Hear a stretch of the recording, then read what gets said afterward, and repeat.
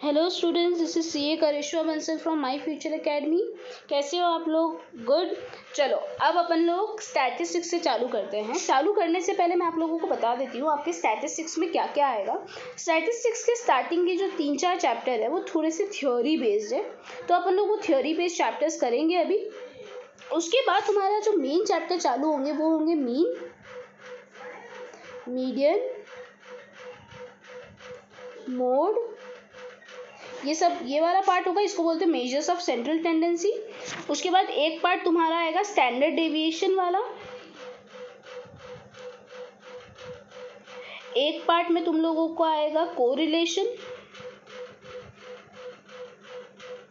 एक आएगा तुम लोगों का इंडेक्स नंबर। तो ये सब तुम्हारा पूरा स्टैटिस्टिक्स है। अब ये सब होता क्या है?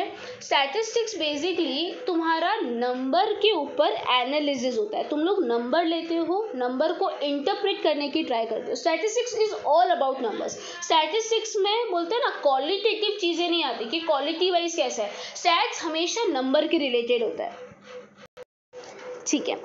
स्टैटिस्टिक्स में हमेशा तुम लोगों को नंबर्स के रिलेटेड ही बात करनी पड़ती है। स्टैटिस्टिक्स को क्वालिटी से, ये सब से, दूसरे क्वालिटेटिव एस्पेक्ट से फ़र्क नहीं पड़ता, उसको क्वांटिटेटिव एस्पेक्ट से फ़र्क पड़ता है। क्वांटिटेटिव ये वर्ड तुम लोगों को स्टैट्स में बहुत ज़्यादा सुनने मिलेगा, तो समझ लो क्वांटिटेटिव मतलब नंबर्स, ठीक है। और जो चीज़ें नंबर में एक्सप्रेस नहीं हो सकती उसको हम बोलते हैं क्वालिटेटिव। क्या बोलते हैं? क्वालिटेटिव, ठीक है। स्टैटिस्टिक्स, अब अपन को फर्स्ट चैप्टर है इंट्रोडक्शन टू स्टैटिस्टिक्स। उसमें आपका इकोनॉमिक रिलेटेड कुछ पार्ट है, वो आपको आई गेस यशोदा दीदी ने समझा दिया होगा आपका इकोनॉमिक्स क्या होता है उसके अंदर।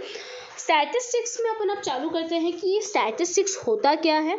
स्टैटिस्टिक्स को दो तरीके से पढ़ा जाता है, एक होता है प्लूरल सेंस में, एक होता है सिंगुलर सेंस में। प्लूरल सेंस, सिंगुलर सेंस क्या हुआ? कुछ नहीं। प्लूरल सेंस और सिंगुलर सेंस मतलब अपन स्टैटिस्टिक्स की दो डेफिनेशन है। एक को अपन ओवरऑल पर्सपेक्टिव से देखते हैं और एक को अपन छोटे पर्सपेक्टिव से देखते हैं। जैसे आपका इकोनॉमिक्स में माइक्रो और मैक्रो होता है ना, तो ये समझ लो ये तुम्हारा मैक्रो हो गया और ये तुम्हारा माइक्रो हो गया। ओके स्टूडेंट्स, वैसे ही स्टैटिस्टिक्स में दो डेफिनेशन है, प्लूरल सेंस और सिंगुलर सेंस। सबसे पहले अपन स्टैटिस्टिक्स की प्लूरल सेंस में डेफिनेशन पढ़ते हैं। अब plural sense statistics refers to information in terms of number, numerical data such as population statistics, employment statistics. Statistics in plural sense मतलब जब एक डेटा दिया जाता है, कुछ बड़ी चीज़ रिलेटेड एक इंफॉर्मेशन दिया जाता है, कुछ पूरे कलेक्शन रिलेटेड, जैसे पॉपुलेशन के रिलेटेड, जैसे एम्प्लॉयमेंट के रिलेटेड कि पूरे वर्ल्ड में कितनी लोग एम्प्लॉयड है या कितने लोग अनएम्प्लॉयड है। तो ये सब हमारे लिए क्या है? ये डेटा हमारे लिए क्या है? ये डेटा हमारे लिए स्टैटिस्टिक्स है। वापस समझ लो, statistics refers to the information in terms of number. Statistics मतलब जो इंफॉर्मेशन नंबर्स के टर्म में होती है और जो डेटा अपने बड़ी चीज़ों को बताता है, जैसे पॉपुलेशन हो गई, एम्प्लॉयमेंट स्टैटिस्टिक्स हो गया, वो सब तुम लोगों का क्या है? स्टैटिस्टिक्स है। क्या है? स्टैटिस्टिक्स है। एक पर्सन था, एक इकोनॉमिस्ट थे, जिन्होंने बोला according to Bowley statistics are numerical statement of facts in any department of inquiry placed in relation to each other. Statistics क्या है? स्टैटिस्टिक एक न्यूमेरिकल स्टेटमेंट है। जैसे अपन लोग बोलते हैं, ये जो भी चीज़ें नंबर्स के टर्म में, नंबर्स के वे में एक्सप्रेस की जाती है और वो कोई फैक्ट बता रहे हैं किसी पर्टिकुलर डिपार्टमेंट, मतलब किसी पर्टिकुलर फील्ड रिलेटेड। डिपार्टमेंट की बात करो, जैसे एजुकेशनल डिपार्टमेंट, अपन एजुकेशन की बात करते हैं, तो एजुकेशन के रिलेटेड जो मुझे डेटा बताया जाता है, तो वो मेरा क्या है? वो मेरा क्या है? वो मेरा स्टैटिस्टिक्स है। तो स्टैटिस्टिक्स यही है। स्टैटिस्टिक एक न्यूमेरिकल स्टेटमेंट है जो हमको फैक्ट बताता है किसी एक पर्टिकुलर डिपार्टमेंट रिलेटेड, जो एक दूसरे के रिलेटेड होते हैं। मतलब स्टैटिस्टिक्स हमेशा रिलेशन के बेसिस पे डेटा देता है। ऐसा नहीं वो कोई भी डेटा किसके ऊपर दे देगा, नहीं। एजुकेशन का जो डेटा होगा वो उसके रिलेटेड ही बताएगा, जो पॉपुलेशन के डेटा होगा वो उसके रिलेटेड ही बताएगा। तो इस तरह से स्टैटिस्टिक्स की डेफिनेशन है। फीचर्स क्या है, उसके कैरेक्टरिस्टिक्स क्या है स्टैटिस्टिक्स की? Statistics is aggregate of fact. Statistics कभी एक जगह का नहीं है। मतलब जैसे सूरत में मैं बोलूँगी कि एम्प्लॉयमेंट बहुत अच्छी, इसका मतलब ये नहीं कि पूरे वर्ल्ड में एम्प्लॉयमेंट बहुत अच्छी होगी। स्टैटिस्टिक्स हमेशा एग्रीगेट देखता है, मतलब इन टोटलिटी सारी चीज़ें देखते हैं। एग्रीगेट ऑफ फैक्ट्स मतलब वो हर चीज़ों को कंसिडर करता है, सिर्फ एक चीज़ को नहीं। तो वो टोटलिटी, एग्रीगेट ऑफ फैक्ट्स है। आगे very common, numerically express. Statistics हमेशा नंबर्स के बेसिस पे होता है, तो उसकी सेकेंड कैरेक्टरिस्टिक्स क्या हो गई, it is numerically express. Third, affected by multiplicity of causes. ये जो तुम्हारा डेटा है ना, ये बहुत सारे चीज़ों से इफेक्ट करता है, मतलब ऐसा नहीं कि किसी चीज़ों से इफेक्ट नहीं करता। हर कंट्री में एम्प्लॉयमेंट अलग अलग होती है, हर कंट्री में एम्प्लॉयमेंट अलग अलग होने का रीज़न क्या है, क्योंकि वहाँ की इकोनॉमी अलग है। इस वजह से स्टैटिस्टिक्स मल्टीपल रीजन से इफेक्ट होता है। आगे, रीजनेबली एक्यूरेट।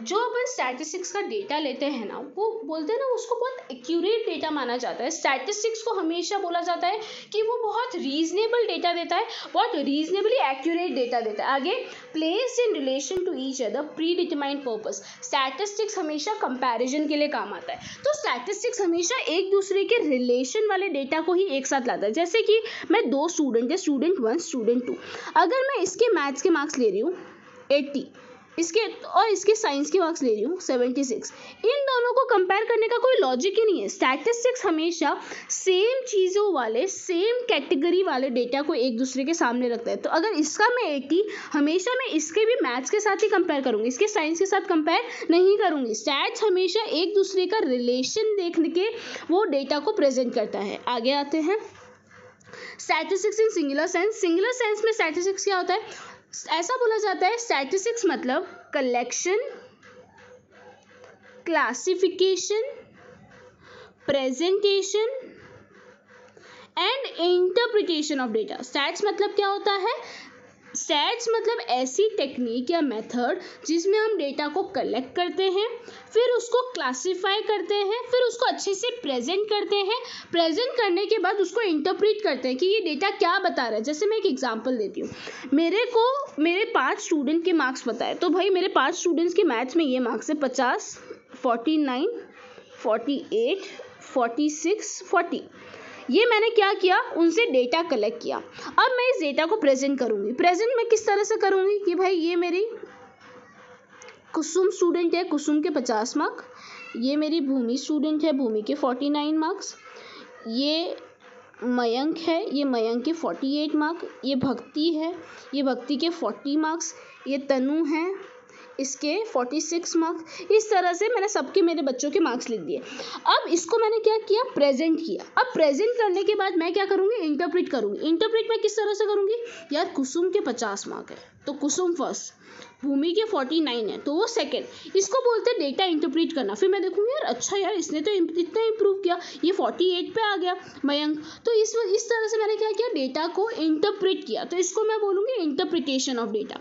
ओके स्टूडेंट्स, आया समझ। अब आते हैं इंपॉर्टेंस ऑफ स्टैटिस्टिक्स से, कि स्टैटिस्टिक्स अपने लिए क्यों इम्पोर्टेंट है। स्टैटिस्टिक्स हम लोगों को हमारी इकोनॉमिक प्रॉब्लम को क्वांटिटेटिव वे में एक्सप्रेस करने में हेल्प करवाता है। मैं समझी नहीं, जैसे कि एक कंपनी लॉस में है तो मैं बोलूँगी यार ये कंपनी लॉस में है। अगर मैं ऐसा बोलूँ कंपनी लॉस में है, या फिर मैं ऐसा बोलूँ कंपनी 2 करोड़ के लॉस में, तो आप लोगों को ज़्यादा कौन सी चीज़ समझ आएगी, ये वाली चीज़ समझ आएगी कि अरे यार 2 करोड़ का लॉस है।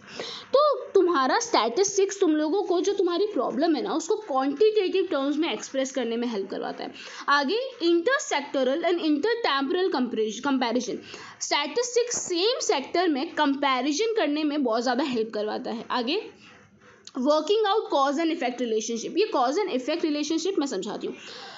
कॉज एंड इफेक्ट रिलेशनशिप बताने में स्टैटिस्टिक्स हेल्प करवाता है। मतलब कि अगर मैंने एक डिसीजन लिया कि भाई मुझे ये प्रोजेक्ट लेना है,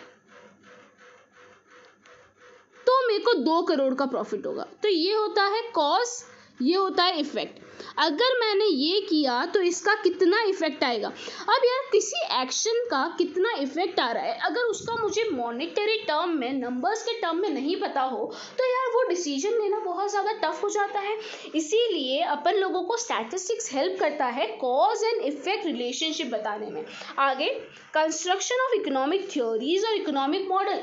इकोनॉमी की जो थ्योरी और मॉडल्स है, जो तुम लोग है ना इकोनॉमिक्स अभी तुम लोग पढ़ोगे, तुम लोग देखोगे इकोनॉमिक्स में बहुत ज़्यादा डेटा का यूज़ होता है, तो इकोनॉमिक्स की जितनी भी थ्योरीज है ना वो स्टैटिस्टिक्स के बेसिस पे ही बनी है, वो डेटा के बेसिस पे ही बनी है।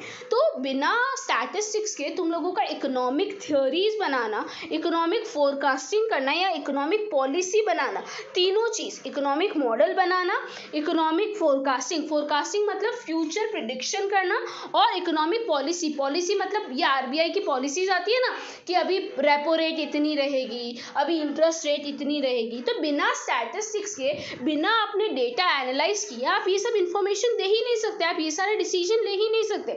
इसीलिए स्टैटिस्टिक्स ये तीनों चीज़ों में बहुत ज़्यादा ज़रूरी है। Okay students, last part of this chapter, limitation of statistics. Statistics की लिमिटेशन क्या है? एक तो सबसे बड़ी लिमिटेशन है वो सिर्फ नंबर को इंपॉर्टेंस देता है, वो क्वालिटेटिव एस्पेक्ट्स को इंपॉर्टेंस ही नहीं देता।